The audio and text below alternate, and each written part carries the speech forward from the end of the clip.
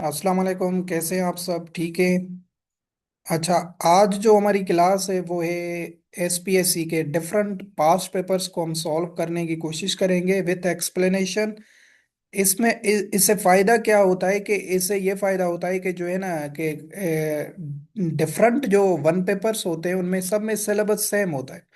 English भी आता है, पाकिस्तान अफेयर्स भी आता है, करंट अफेयर्स भी आता है, इस्लामियात भी आता है, और जो है ना जीके भी आता है। तो यहाँ पे जो एसपीएससी ने क्वेश्चंस निकाले हुए हैं ऑलरेडी, उनको हम डिस्कस करने की कोशिश करेंगे, उनको डिटेल में समझेंगे ताकि क्वेश्चंस ये रिपीट हो जाएं, या अगर इनसे रिलेटेड कोई और क्वेश्चन आ जाए तो वो हमारा क्लियर होना चाहिए। तो जो है ना एक क्वेश्चन हमने, एक पेपर हमने सॉल्व किया था यहाँ तक, आई थिंक सो, या प्लेलिस्ट में जाएंगे तो आपको मिल जाएगा। यहाँ तक हमने किया था। आज हम ये कोई पेपर सॉल्व करेंगे एसपीएससी का। अकाउंट्स ऑफिसर का पेपर है, 24/5/2025 को ये हुआ है। इसको सॉल्व करने की कोशिश करेंगे। इसमें जो इनका अपना प्रोफेशनल फील्ड के क्वेश्चंस हैं वो इंक्लूड नहीं होंगे, just English, Pakistan affair, current affairs ये रिलेटेड होंगे। ये मैंने सारे कंपाइल किए हैं ताकि आप सबको फायदा हो सके। तो सबसे पहले क्वेश्चन क्या है, जो है ना वो है when was Shimla agreement signed. तो ये पहला क्वेश्चन था अकाउंट्स ऑफिसर में। तो शिमला एग्रीमेंट जो थी वो कब साइन की गई, ये पूछा गया था। तो आपने याद रखना है ये साइन की गई थी 1972 में। 2 जुलाई 1972 में साइन की गई। तो ये शिमला एग्रीमेंट से, या शिमला से तीन इवेंट्स आते हैं हमारे पाकिस्तान अफेयर्स में, जो तीनों आपको पता होने चाहिए। तीनों क्वेश्चंस आते रहते हैं एसपीएससी में। एक हुई थी शिमला, या शिमला या शिमला भी से बोला जाता है, वो है डेप्यूटेशन। शिमला डेप्यूटेशन जो हुआ था वो हुआ था 1906 को। कब हुआ? 1906 को हुआ था। जिसमें जो है ना सरागा खान लीड कर रहे थे, और वो ये जो है उनके साथ 35 और मेंबर थे, जिन्होंने ब्रिटिश के वायसराय से मुलाकात की थी।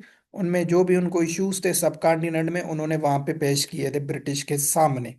तो उसको कहा जाता है शिमला डेप्यूटेशन। ये हुआ था 1906 में। दूसरी होती है शिमला कॉन्फ्रेंस। शिमला कॉन्फ्रेंस आपने याद रखनी है। ये हुई थी जो है ना 1945 को। 1945 को। तो डायरेक्ट क्वेश्चन है शिमला कॉन्फ्रेंस कब हुई? 1945 को। तीसरा इवेंट है शिमला एग्रीमेंट। तो ये मैंने बता दिया, ये हुई थी 2 जुलाई 1972 को। इसमें और चीजें क्या पूछी जाती हैं कि पाकिस्तान से किसने पार्टिसिपेट किया, पाकिस्तान से, और इंडिया से किसने किया? तो इंडिया से किया था, इंडिया की उस टाइम पीएम थी इंदिरा गांधी। इंदिरा गांधी साहिबा थी इंडिया की प्राइम मिनिस्टर। और पाकिस्तान से थे जुल्फकार अली भुट्टो। तो इनके बीच में ये एग्रीमेंट साइन की गई थी, जिनको कहा जाता है शिमला एग्रीमेंट। ये 1970s में इंडिया पाकिस्तान की वार होती है, उसके बाद में जो है ना ये एग्रीमेंट की जाती है। और इसमें जो एलओसीए, लाइन ऑफ कंट्रोल, जो पाकिस्तान और इंडिया के बीच में आता है कश्मीर की साइड, इसको फैसिलिटेट किया गया था। तो ये थी शिमला एग्रीमेंट। ये जस्ट एमसीक्यूज यहाँ से आता है कि कब साइन की गई। 2 जुलाई 1972 को की गई थी। दूसरा क्वेश्चन है विच is the national tree of Pakistan. इनसे भी जो है ना पाकिस्तान के जो नेशनल चीजें हैं उनसे भी क्वेश्चंस आते रहते हैं। तो यहाँ पे क्वेश्चन है कि नेशनल ट्री कौन सा है पाकिस्तान का, आपने याद रखना है। उसका नाम है डियोडर। डियोडर जो है ये पाकिस्तान का नेशनल ट्री है। अगर इससे एडवांस में अगर हम और चीजें भी पढ़ें नेशनल जो पाकिस्तान की है, आपने याद रखना है नेशनल एनिमल कौन सा है पाकिस्तान का। अगर ये क्वेश्चन आ जाए तो आपने याद रखना है उसका नाम है मारखोर। ठीक हो गया? ये भी डायरेक्ट क्वेश्चन है सारे। नेशनल एनिमल है मार्कोर। अगर नेशनल बर्ड पूछ ले तो फिर, तो नेशनल बर्ड अगर पूछेगा तो हम कहेंगे चकोर। सही हो गया। तीसरा ये नेशनल ट्री। तो ये तीन आपने याद रखने। और भी अगर हम याद करते हैं तो नेशनल स्पोर्ट कौन सी है, खेल कौन सा है पाकिस्तान का नेशनल, तो आपने याद रखना है हॉकी। क्रिकेट कभी भी नहीं करना है। हॉकी जो है ये नेशनल स्पोर्ट है पाकिस्तान का। सही हो गया। अगर पूछ ले नेशनल फूड कौन सा है पाकिस्तान का, तो वो भी चीज हम याद रख लेते हैं। तो फूड जो है वो है निहारी। सही हो गया। कौन सा है? निहारी पाकिस्तान का नेशनल फूड है। तो ये चार पांच चीजें जो मैंने बताई हैं ये आपने याद रखनी है। ये इनसे क्वेश्चन आते रहते हैं। National tree, deodar, national animal markhor, national bird chakor, national sport, hockey, national food, nihari. ये आपने याद रखना है। उसके बाद तीसरा क्वेश्चन था कि who was the first honourable chief justice of Pakistan. ये काफी दफा एसपीएससी ने डिफरेंट एग्जाम्स में डिफरेंट पेपर्स में पूछा है कि पाकिस्तान का पहला चीफ जस्टिस कौन सा था। तो आपने याद रखना है, उसका नाम था जस्टिस अब्दुल रशीद साहब। जस्टिस अब्दुल रशीद साहब जो थे वो पहले चीफ जस्टिस से पाकिस्तान के। और अगर करंटली पूछा जाए कि अभी करंट चीफ जस्टिस कौन सा है पाकिस्तान का, सीजेपी, तो वो आपने याद रखना है जस्टिस यहिया आफरीदी साहब। जस्टिस यहिया आफरीदी पाकिस्तान के करंटली चीफ जस्टिस है। सही होगा। फर्स्ट कौन है? जस्टिस अब्दुल रशीद साहब, जिनको कायदे आजम ने अपॉइंट किया था। नंबर 4 क्वेश्चन क्या है? Who presented Lahore resolution. Lahore resolution को और कहा जाता है पाकिस्तान रेजुलेशन। ये कब पेश किया गया था? 23 मार्च 1940 को। कहाँ पे? मिंटो पार्क में, लाहौर में। सही हो गया। तो ये एक तो क्वेश्चन ये आता है कि लाहौर रेजुलेशन या जिसको पाकिस्तान रेजुलेशन कहा जाता है, ये कब पेश किया गया। ये डेट तो एसपीएससी ने दे दी है, आपने याद रखनी है। ये कभी कभी डेट पूछी जाती है। 23 मार्च 1940 को पेश किया गया था। और किसने प्रेजेंट किया, ये इससे भी ज्यादा क्वेश्चन है। सही हो गया। काफी लोग इसमें कंफ्यूज होंगे कि कायदे आजम मोहम्मद अली जिन्ना जाहिर फाउंडर हैं पाकिस्तान के, तो इन्होंने किया होगा। तो ये गलत क्वेश्चन जवाब है। आपने याद रखना है उनका नाम था जिसने ये लाहौर रेजुलेशन या जिसे पाकिस्तान रेजुलेशन का नाम दिया गया था, ये प्रेजेंट किया था ए के फजल हक साहब ने। किसने किया था? ए के फजल हक साहब ने किया था। और ये उस टाइम थे सीएम ऑफ बंगाल। बंगाल के सीएम थे।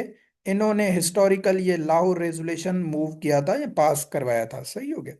तो दूसरा इनसे क्वेश्चन क्या आता है? हम सिंध में पेपर दे रहे हैं, तो यहाँ पे ना डिफरेंट जो पंजाब, सिंध, बलोचिस्तान, केपी के इनसे जो है ना लीडर्स ने ना जो है ना शिरकत की थी इस रेजोल्यूशन। ये बड़ा एक इवेंट था मिंटो पार्क में जो अरेंज किया गया था, कायदे आजम भी मौजूद थे।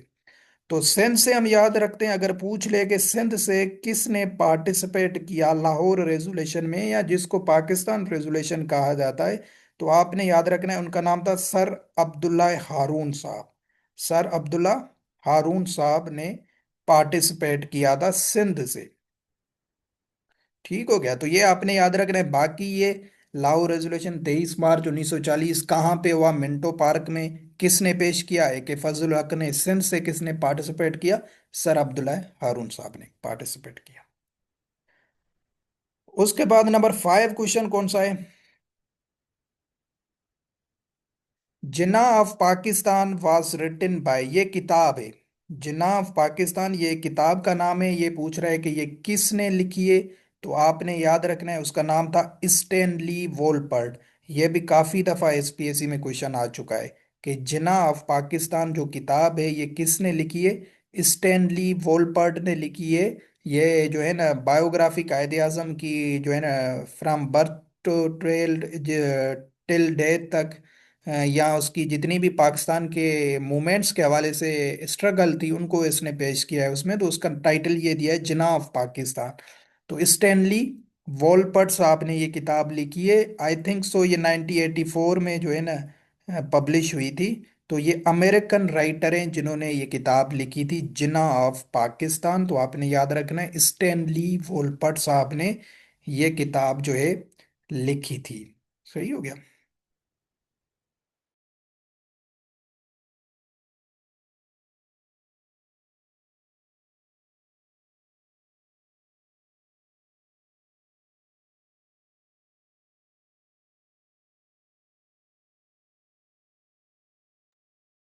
उसके बाद नंबर 6 क्वेश्चन क्या है? नंबर 6 जो क्वेश्चन है हमारे पास, द इंग्लिश का क्वेश्चन है the synonym of contingent. Contingent का पूछा गया है कि सिनोनिम बताएं। ऑप्शन क्या है? Rejected, conditional, argued. ठीक हो गया। तो कंटिंजेंट किसे कहा जाता है? कंटिंजेंट कहा जाता है कि सब्जेक्ट टू चांस। मतलब जो है ना अनप्रिडिक्शन या एक्सीडेंटल कोई चीज अनफोर्सीन पे जो है ना डिपेंडेंट हो, तो उनको कहा जाता है कंटिंजेंट। तो यहाँ पे ये रिजेक्टेड आर्ग्यू तो नहीं का, बट ये इसका जो है ना सिमिलर मतलब लग रहा है। कंडीशनल, जो चीजें कंडीशंस पे मुश्तमिल हों, चांसेस पे मुश्तमिल हों, एक्सीडेंटली कोई चीजें हों, तो उनके लिए ये वर्ड यूज किया जाता है कंटिंजेंट। तो आपने ये याद रखना है अगर ये रिवाइज हो जाता है तो। उसके बाद नंबर 7 क्वेश्चन क्या था? यह भी इंग्लिश से रिलेटेड क्वेश्चन है। Choose the correct sentence. ये कुछ सेंटेंस दिए थे, उनमें कहा गया था कि यहाँ से करेक्ट सेंटेंस को जो है ना सिलेक्ट करें। क्या कुछ सेंटेंसेस दिए? She not like coffee. दूसरा है she do not like coffee. तीसरा है she does not likes coffee. चौथा है शी डजंट लाइक कॉफी। ठीक हो गया? तो एक स्ट्रक्चर याद रखें, ये है प्रेजेंट सिंपल टेंस। ये आपने छोटी क्लासेस में पढ़ा होगा, प्रेजेंट सिंपल टेंस। इसकी स्ट्रक्चर क्या है? क्योंकि ये है सारा, आप देखें नेगेटिव सब में, इसमें भी नॉट लगा है, इसमें भी डू नॉट डज नॉट। तो ये नेगेटिव सेंटेंस। तो प्रेजेंट जो सिंपल टेंस है उसको नेगेटिव स्ट्रक्चर आप अपने पास नोट डाउन करें या याद रखें। जो ही शी इट, या किसी का पर्सन का नेम वगैरह जो होता है, ठीक हो गया, इनको हम कहते हैं ये सिंगुलर है। तो ये इनके साथ जब भी आप नेगेटिव प्रेजेंट सिंपल में लगाएंगे तो आप डज का इस्तेमाल करेंगे। क्या करेंगे? डज का इस्तेमाल किया जाता है प्रेजेंट सिंपल टेंस में। बाकी आई है, वी, यू, या दे, या कोई प्लूरल है, तो उनके लिए यूज किया जाता है प्रेजेंट सिंपल में डू। ठीक है, ये आपने छोटी क्लासेस में पढ़ा होगा। तो क्या यहाँ पे जुमला है? शी का जुमला है। तो सबसे पहले तो हमें पता होना चाहिए कि अभी शी के साथ आएगी डज, डू नहीं लगेगा। तो पहले ऑप्शन में नॉट लगाए, तो ये तो गलत हो गया। दूसरे में शी डू नॉट लगाए, शी के साथ डू नॉट लगता ही नहीं है, डज लगता है। अभी हमारे पास दो ऑप्शन हैं, एक है शी डज नॉट लाइक्स काफी, तीसरा है शी डज नॉट लाइक काफी। तो यहाँ पे आपने याद रखना है कि जब भी नेगेटिव सेंटेंस शुरू, नेगेटिव सेंटेंस होता है प्रेजेंट का, पहले क्या होता है कि शी हमारा सिंगुलर है, तो इसके साथ वर्ब हम जो डायरेक्ट लगाते हैं वो जो है ना उसको, उसमें एस या ई एस का इजाफा किया जाता है। फॉर सपोज अगर मैं इसको नेगेटिव हटा के जो है ना पॉजिटिव सेंटेंस करना चाहूँ तो मैं कहूँगा कि शी लाइक की जगह मैं कहूँगा शी लाइक्स कॉफी। ये करेक्ट जुमला है, सही हो गया। शी लाइक्स कॉफी, ये पॉजिटिव सेंटेंस है। अगर मैं जब भी इसको नेगेटिव करूंगा, डू या डज नॉट का जब भी इजाफा किया जाता है नेगेटिव करने के लिए, जो है ना नॉट का जो है ना इजाफा किया जाता है, तो फिर मैं इसके साथ एस नहीं लगाऊंगा, फिर इसको मैं वर्ब को सिंपली रखूंगा, जो सिंपल वर्ब होगी। तो आप यहाँ पे गौर करें, ये जो सी ऑप्शन दिया हुआ है शी डज नॉट लाइक्स, इसमें कर दिया है। तो लाइक्स कभी नहीं होगा, जब भी नेगेटिव कर दिया हमने इसको, डजंट लगा दिया तो लाइक्स नहीं होगा, अभी सिंपल वर्ब लगेगी लाइक। तो देखें यहाँ पे ये जो लास्ट ऑप्शन है इसमें क्या है? शी डजंट लाइक काफी, और ये ही हमारा करेक्ट ऑप्शन होगा। तो वो ये कहाँ पे? ये सी ऑप्शन में है, शी डजंट लाइक कॉफी। ये वाला कभी नहीं होगा, क्योंकि जब नेगेटिव हो गया तो फिर इसका वर्ब सिंपली रखा जाएगा।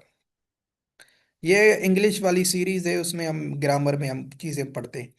8 नंबर क्वेश्चन क्या था कि which is the biggest ship breaking company in Pakistan? ये भी पाकिस्तान अफेयर्स का है जी, पाकिस्तान अफेयर्स के पोस्ट पार्टीशन में क्वेश्चन आता है।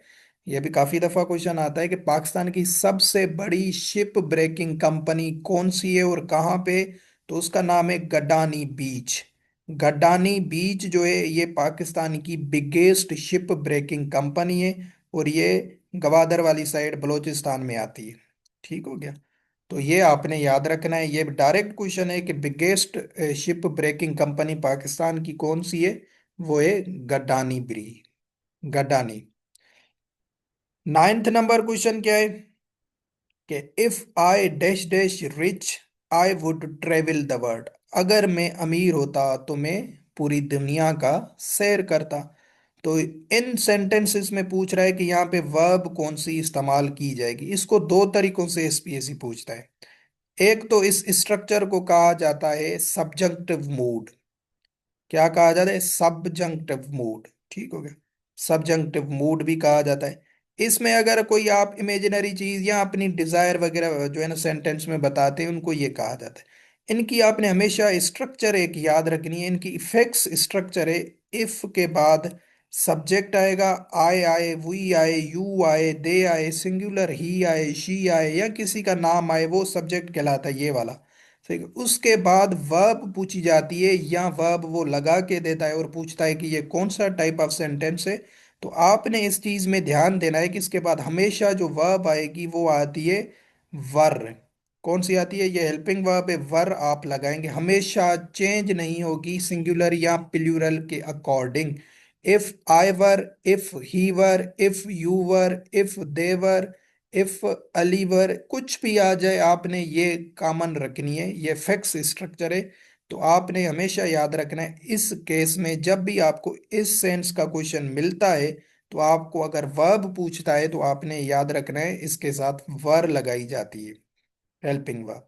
If I were rich, I would travel the word, ये ग्रामेटिकली करेक्ट है। तो यहाँ पे ब्लैंक दिया है वाज वर हैव, तो आपने याद रखना है इसको, इसमें वर लगाई जाती है।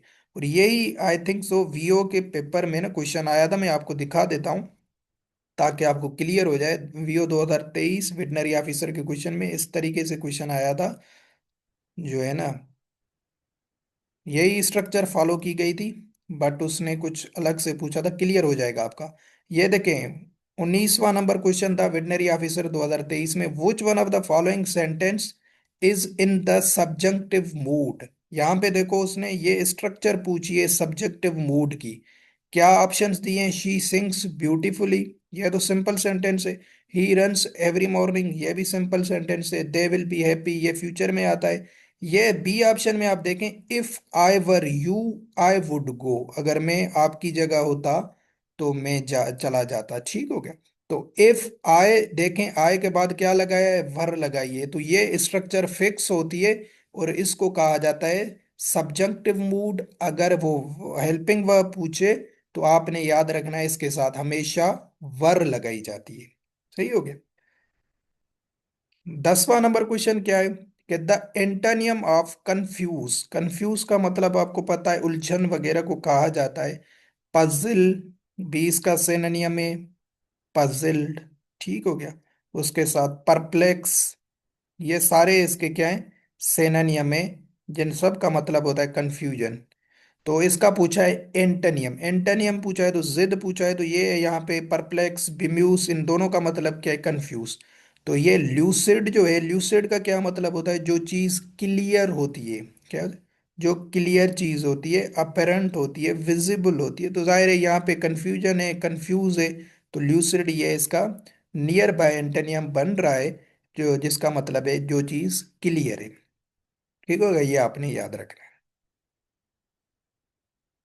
11 नंबर क्वेश्चन क्या था कि which sentence is in the past perfect tense. ये भी टेंस से रिलेटेड क्वेश्चन था, तो टेंसेस भी आपने पढ़े होंगे छोटी क्लासेस में। यहाँ पे जो सेंटेंस टेंस पूछा गया है, मैं उसकी स्ट्रक्चर बताता हूँ आपको। ये पूछा गया है पास्ट परफेक्ट टेंस की स्ट्रक्चर। तो पास्ट परफेक्ट टेंस में आपने हमेशा याद रखना है, पास्ट परफेक्ट की स्ट्रक्चर होती है हेड प्लस V3। V3 का मतलब है कि वर्ब की थर्ड फॉर्म आएगी।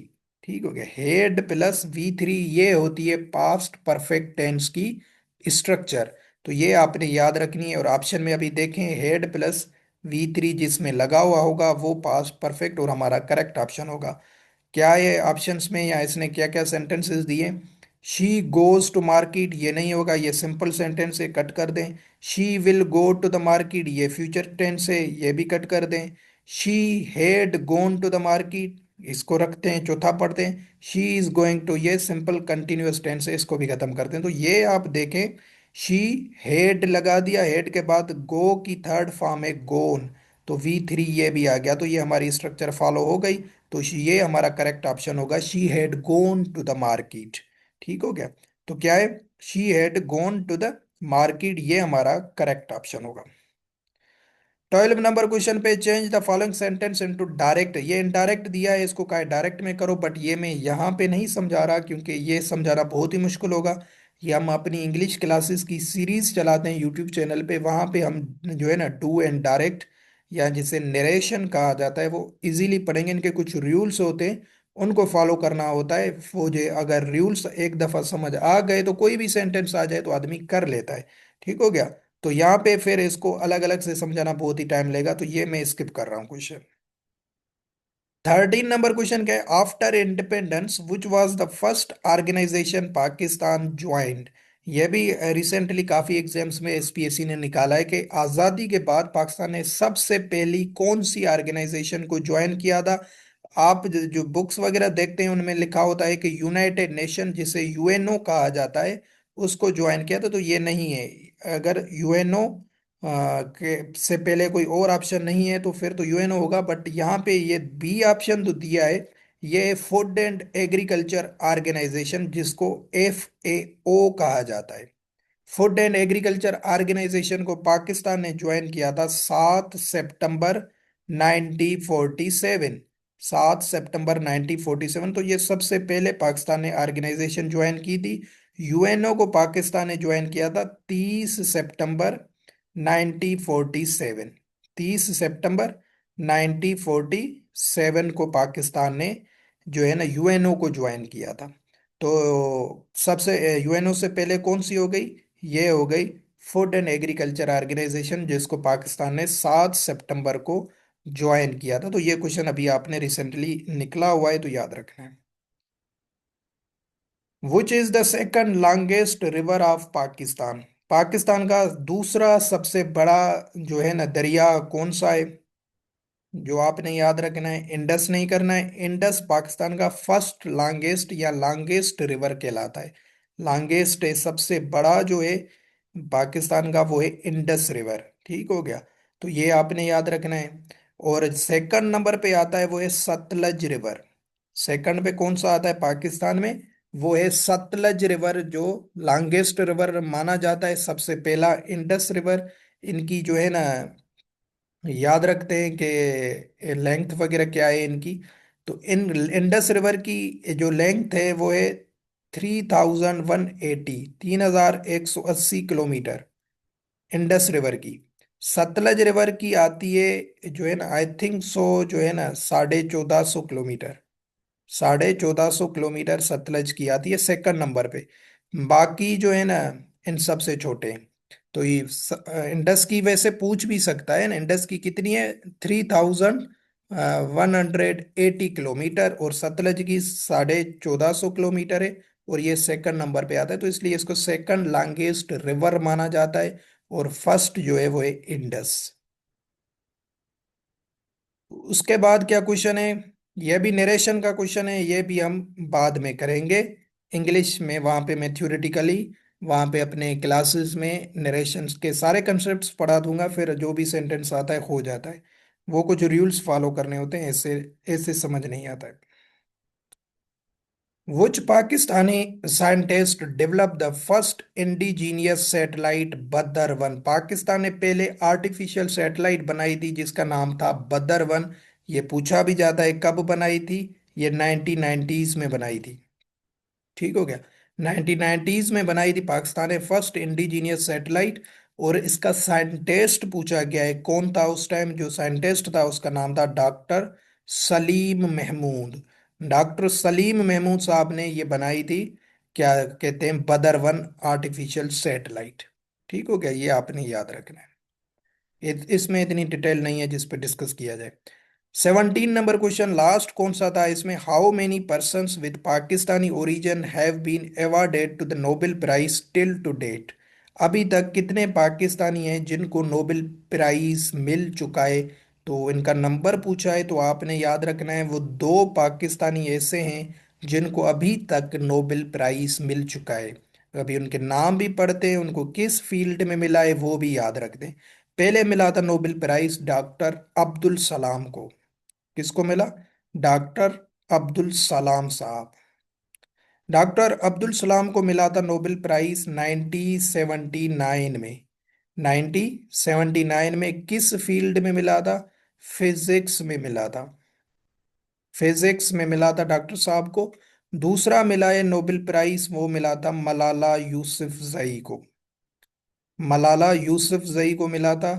कब मिला था मलाला यूसुफजई को? मिला था 2014 में। 2014 में मिला था। किस फील्ड में मिला था? फील्ड भी आपने याद रखनी है, इनको मिला था पीस में। सही हो गया। तो ये दो ऐसे पाकिस्तानी हैं जिनको नोबेल प्राइज मिल चुका है अभी तक। 1979 में डॉक्टर अब्दुल सलाम को मिला फिजिक्स की फील्ड में, और जो है ना मलाला यूसुफजई को 2014 में मिला था पीस की फील्ड में। तो ये नोबेल प्राइज है जो हर 10 दिसंबर को दिया जाता है। पहला दिया गया था 1901 में। इसकी जो है ना 6 फील्डों में मुख्तलिफ दिया जाता है। जैसे इकोनॉमिक्स है, मेडिसन है, and physiology, chemistry, physics, peace, literature. तो इनमें जो है ना ये नोबेल प्राइज दी जाती है।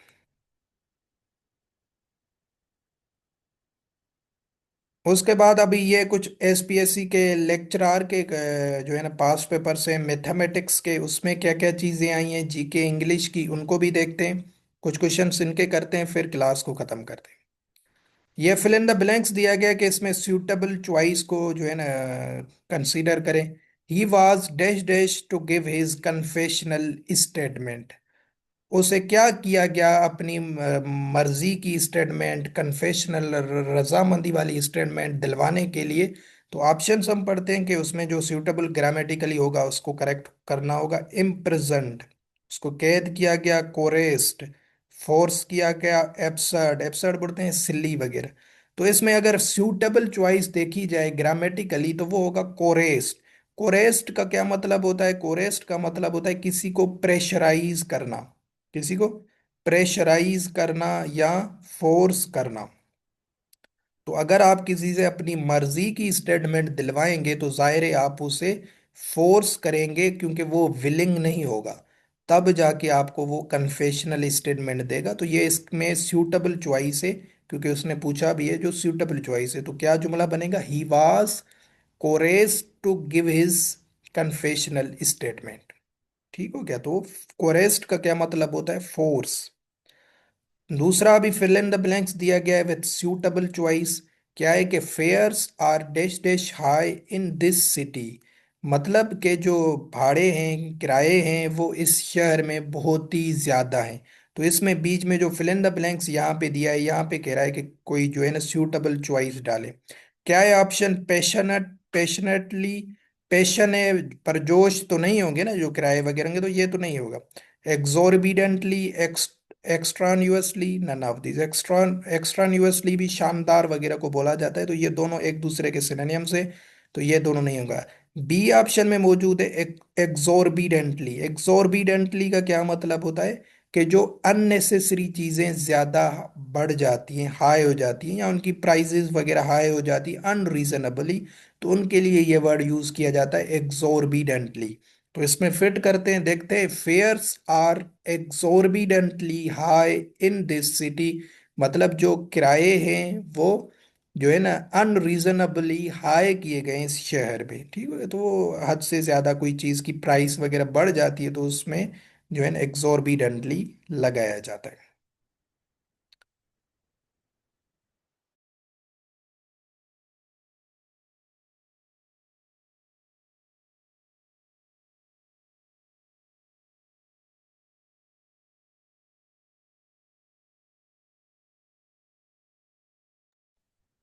उसके बाद क्या है? The synonym of ravenous. Ravenous word का सिनोनियम पूछा गया है। तो रावनस किसे कहते हैं? जो एक्सट्रीमली हंग्री हो। क्या हो? Extremely hungry. ठीक हो गया। तो उसके लिए ये यूज किया जाता है रावनस। एक्सट्रीमली हंग्री, भूखा या लालची, इस सेंस में यूज किया जाता है। तो इसका सेंस स्किल्ड है, स्टारविंग, जो भूख पे है बिल्कुल। तो वो क्या है? वोराशियस। वोराशियस का भी मतलब क्या होता है? जो बहुत ही ज्यादा खाता हो, बहुत ही ज्यादा जो है ना, क्या कहते हैं, क्या कहते हैं कि ईटर हो। ठीक हो गया। यहाँ बहुत ही ज्यादा लालची के सेंस में, इस सेंस में जो है ना यूज किया जाता है वोराशियस। तो राविनियस का क्या मतलब होता है? वोराशियस। यहाँ पे आप डाल सकते हैं अगर एज सच कोई क्वेश्चन आ जाता है। फिर पूछा है कि द एंटोनियम ऑफ सिड्यूलिटी, सिड्यूलिटी किसे कहा जाता है, इसका भी जिद पूछा गया। सिड्यूलिटी बोला जाता है कि जो चीज जो बंदा अलॉट ऑफ एफर्ट्स लगाता हो और बहुत ही एहतियात से, अलॉट ऑफ एफर्ट्स देता हो, बहुत ही एहतियात से, केयरफुल मैनर से, ठीक हो गया, केयरफुल मैनर से,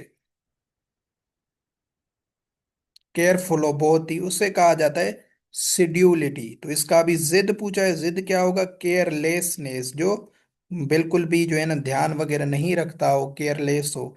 तो ये केयरफुल आप समझ लें सिड्यूलिटी, तो इसका एंटोनिम क्या होगा, केयरलेसनेस। नंबर 5 पे भी जो है ना इंग्लिश का क्वेश्चन है, यह भी सूटेबल चॉइस देनी है। क्या है जुमला, only a few countries have enough weapons to dash dash the rest of the world, मतलब कुछ कंट्रीज के पास हथियार हैं, वो रेस्ट ऑफ द वर्ल्ड जो दूसरी दुनिया है उसको क्या कर सकते हैं। तो उनको वो क्या कर सकते हैं, उनको वो डिस्ट्रॉय कर सकते हैं ना, हथियार से तबाह कर सकते हैं, डैमेनिश कर सकते हैं। तो एज सच कोई हमें सूटेबल चॉइस चाहिए जो यहाँ पे दगानी। इनहेलिएट, वेरी वेरी इंपॉर्टेंट वर्ड भी है ये, ए ऑप्शन में ही उसने दे दिया। इनहेलिएट का भी मतलब होता है डिस्ट्रॉय करना, डिस्ट्रॉय करना, डेनिग्रेट करना, डैमेनिश करना, किसी को जो है ना तबाह कर देना, जो है ना बर्बाद कर देना।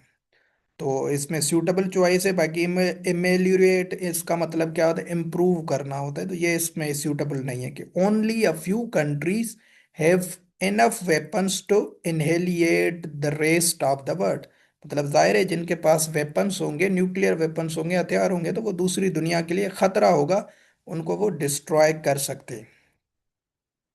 6 नंबर क्वेश्चन क्या है, the 3 June plan was worked out और अनाउंस बाय, ये 3 जून प्लान था जो ब्रिटिश ने दिया था, उसमें कहा गया था कि अभी जो है ना सब कॉन्टिनेंट को दो स्टेट्स में डिवाइड किया जाए, एक पाकिस्तान, दूसरी इंडिया।